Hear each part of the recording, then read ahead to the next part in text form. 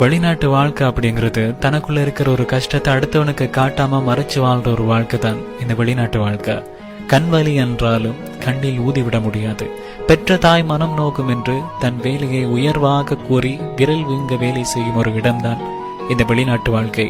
கட்டிய மனைவி அருகில் இல்லை, பெற்ற பிள்ளை தன் பக்கத்தில் இல்லை, மார்தூக்கி வளர்த்த அம்மா அப்பாவின் மரணத்துக்கு பக்கத்தில் இல்லாமல், தவிக்கும் வாய்க்கு தண்ணீர் கூட எடுத்து தர ஆள் இல்லாமல் வாழ்கின்ற வாழ்க்கை தான் இந்த வெளிநாட்டு வாழ்க்கை.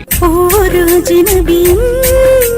சொல்வானே வெளிநாடென்றால் வலியான வாழ்க்கையே.